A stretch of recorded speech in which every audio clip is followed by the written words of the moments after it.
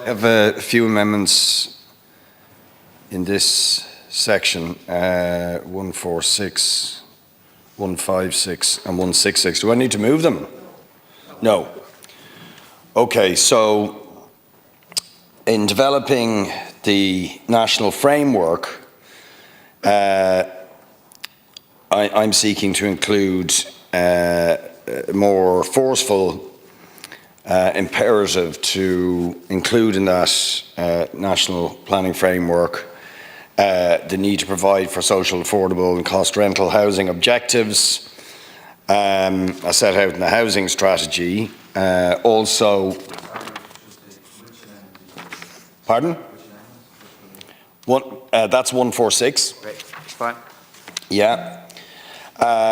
Also, in terms of the requirement, the objectives. So it's that relates to the objectives. That should include a specific objective for providing social, affordable, and cost rental housing, as set out in the housing strategy. But also that it should include a requirement to specifically make provision for sports and community facilities. And then in that's 156, and in 166, to insert a new section that when considering building residential property to promote the development of at least 20% social housing and at least 30% of social, affordable and cost rental housing. So they're covering a few different areas, but the time I have available, I suppose the point of this, particularly the last amendment, if I speak to that first, is that the government will often talk about how housing construction is increasing, housing supply is increasing, but the problem is a huge amount of it is not affordable. So when it's delivered by the private sector, it is not affordable. And because it's unaffordable, it is being bought up by investment funds or big corporations. So they buy it all, and it is not available to ordinary people because it's simply too expensive for them. Cherrywood in my area is the prime example of this, the biggest residential development in the country, and you're talking about rents of minimum €2,500 a month, €3,000 a month, 3,500. But actually, people report that when the stuff is advertised by some of the companies who are renting this stuff out, you say, "Oh, I'm interested in renting that property." They never come back to you. They never come back to you because it's all pre-rented. I'm suspecting it's IT companies basically for their employees. So that, in other words, they've taken the whole block for their employees. Now, they need somewhere to live as well, don't get me wrong, but the point is, the ordinary person looking to get a rental property, no chance. No chance at all. And the rents in any way are out of most people's reach. House prices, if you're trying to buy something up in Cherrywood, 600,000, 650, 700,000, 750,000. And this, by the way, on a site that had gone into NAMA and was sold off then to all these investment funds and developers and so on, at a song, I'd say.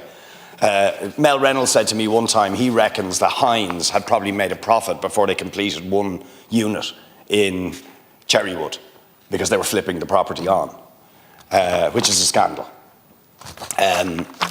So what we're saying is, if you're going to do development, at least 50% of it for some social and affordable housing. And that should be a requirement of any development. At least 50%. I mean, I'd go higher, to be honest, because I don't really see the point in building stuff that nobody can afford, except investment funds and big multinational corporations, or charging rents that nobody can afford. And it's a matter of fury for people in my area, I can tell you, to see this massive development happening in a place where there is the most acute housing crisis. People on the housing list for 10, 15 years. People who can't even get on the housing list because their income takes them over, but there's no cost rental actually available. So, and then they're looking at all this massive development, huge amounts of public money gone into the infrastructure, the Lewis, you name it, and they have no chance of being able to live there. There was supposed to be a bit of affordable housing in Cherrywood. We still don't know how much we're getting, how much it's going to cost, whatever. And there will be, of course, the 10% social, but it's negligible compared to the need in the area. So we're saying 50%, at least 20% social, and then the other 30% a mixture of social and affordable social housing, and that it should be a very specific objective in the national planning framework to provide for the social, affordable and cost rental housing objectives. Last thing on the community facilities, again I'll use Cherrywood as an example. The official from the council who's liaising with Cherrywood toured us around Cherrywood there recently, and she informed us there's all the residential development starting to happen now, and then informed us that she said the developer is now saying they can't do the town centre. They're not going to do it. Now, it was in the STZ. In fact, the whole basis of Cherrywood was supposed to be a town centre.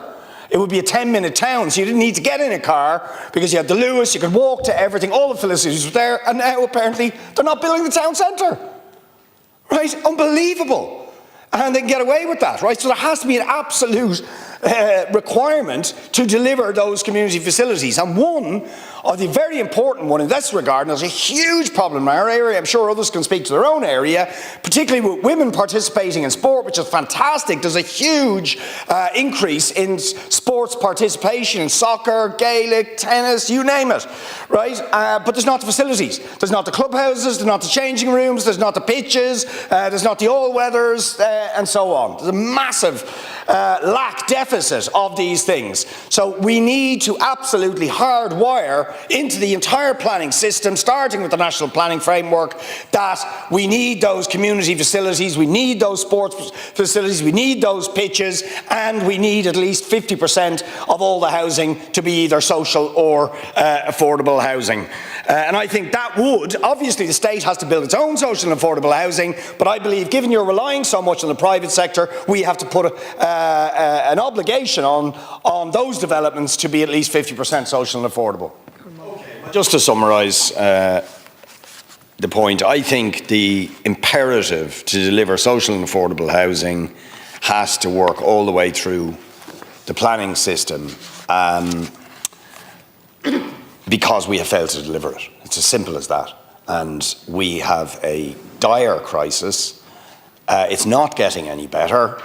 And in fact, rents and house prices are getting more unaffordable by the day. By the day, they're getting more unaffordable. So even when the government says, trumpets its own success, that completions or commencements and construction is increasing, the supply is increasing, the famous mantra, supply, supply, supply, supply is delivered, and it's not affordable.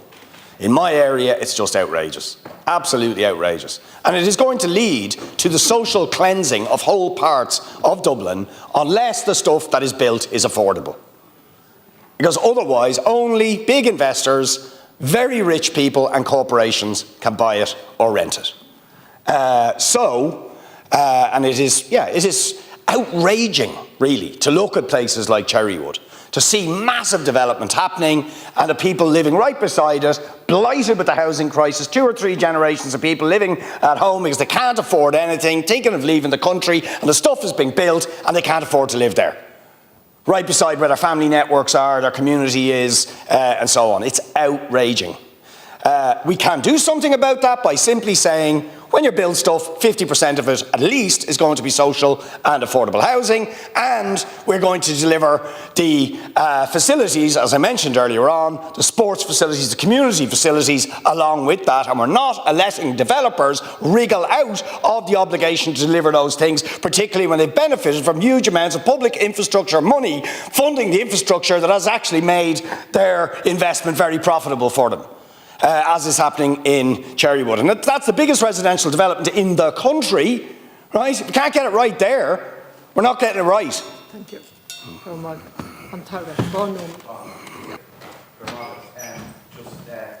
Walnum Keshner Raggerton, Deputy O'Callaghan. I'm not accepting the amendment. I think this is the National Planning Framework deals with the National Planning System, and when we get further to Part 7 of this Act, we'll be dealing with the affordable housing provision. We could have a general discussion on housing here, but just do want to mention a couple of points that housing output is very important. housing output's increasing substantially, Deputy Boyd Barrett, and actually over 4,000 affordable houses were delivered last year. We'll do over 6,000 this year. We delivered more social homes than we did since 1975 last year, and we will do more. And I would encourage deputies who have an interest in housing, which all of you do, to read the EU Construct report again that was published yesterday, which shows Irish housing output nearly double the EU average. So whilst it's not perfect and there's lots of other challenges to deal with, it is certainly going in the right direction, and even compared with EU states as well, it is well ahead of them. We will be, in relation to provision of affordable housing, I've been very clear that that is an absolute objective of the state. Two bills that we brought forward, which are now actually the Affordable Housing Act and the Land Development Agency Act. Both two of the deputies have spoken on this so far, opposed both of those acts, which brought forward cost rental, which brought forward cost rental, which put affordable housing actually, for the first time, an owner-occupier for the first time in law as a housing tenure. We did bring forward the owner-occupier guarantee. So you know that we've changed the law going forward. We couldn't be retrospective on that in relation to bulk purchase of homes, and we've done that, and we've done that very successfully in relation to ensuring that over 60,000 planning permissions now are banned from bulk sale, that they're for individual sale purposes. I'm not in a position, Alas Ceann Comhairle, to accept the opposition amendments on these. I do accept the bona fides of Deputy O'Callaghan in relation to his desire to see more affordable housing. I do too, and we're doing that right now. The MPF in this section is not the place to do it.